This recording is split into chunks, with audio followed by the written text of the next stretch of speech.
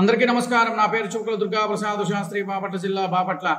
గత ప్రభుత్వంలో పనిచేసినటువంటి వైఎస్ఆర్ కాంగ్రెస్ ప్రభుత్వంలో పనిచేసినటువంటి విజయవాడ సెంట్రల్ నియోజకవర్గం సంబంధించిన మాజీ ఎమ్మెల్యే శ్రీ మల్లాది విష్ణు గారు నేను ఒక ప్రెస్ మీట్ పెడుతూ దేవాలయాల ఆస్తుల గురించి, వాటి భూముల గురించి మాట్లాడుతూ ఉద్యమానికి సిద్ధమా అంటూ ఒక హెచ్చరిక జారీ చేస్తూ ప్రెస్ మీట్ పెట్టడం జరిగింది.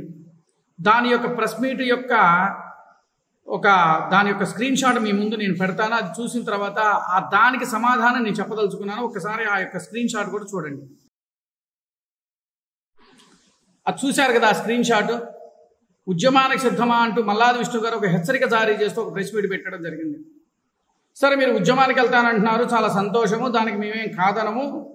మరి నేను అడిగే ప్రశ్నలకి ఆంధ్రప్రదేశ్ రాష్ట్ర ప్రజలందరికీ కూడా మీరు తెలియజేస్తారా? మీ ప్రభుత్వంలో, అంటే మీ వైఎస్ఆర్ కాంగ్రెస్ ప్రభుత్వంలో ఉన్నప్పుడు మీరు భూములు ఎంతమందికి దొంగ లీజులకు ఇచ్చారో తెలియదు అనుకుంటున్నారా? అదేవిధంగా దేవాలయాలకు సంబంధించి దేవాలయాల ఆస్తులు రక్షించాల్సింది పోయి భక్షించే విధంగా చేసిన సంఘటనలు తెలియదు అనుకుంటున్నారా? మరి అలాగే విజయవాడలో సింహవాహనాలు పోతే ఆ రోజున మీరు ఎందుకు మాట్లాడలేదు? అదేవిధంగా అంతర్వేదిలో రథం తగలబడిపోతే అప్పుడు మీరెందుకు మాట్లాడలేదు? అలాగే శ్రీరాముల యొక్క స్వామివారి యొక్క శిరస్సు ఇదైనప్పుడు మీరు ఎందుకు మాట్లాడలేదు? వైజాగ్లో మీ దొంగ స్వామికి ఎకరాలు ప్రభుత్వ భూమిని ఇచ్చినప్పుడు అప్పుడు మీకు ఎందుకు గుర్తుకు రాలేదు? అదేవిధంగా తిరుమలలో అనేకమైన సంఘటనలు జరిగినప్పుడు మీకు ఎందుకు గుర్తుకు రాలేదు? దేవాలయాలకు సంబంధించిన ఆస్తి భూములను మీ వాళ్ళకి లీజులకు ఇచ్చిన సంగతి మీకు గుర్తుకు లేదా? మరి ఇవన్నీ కూడా మీరు ఇట్లా పెట్టుకొని మరి ఏ విధంగా మీరు వలకపోద్దాము అని చెప్పేసి రాష్ట్ర ప్రజలకు చెబుదామని చెప్పని అనుకుంటున్నారు?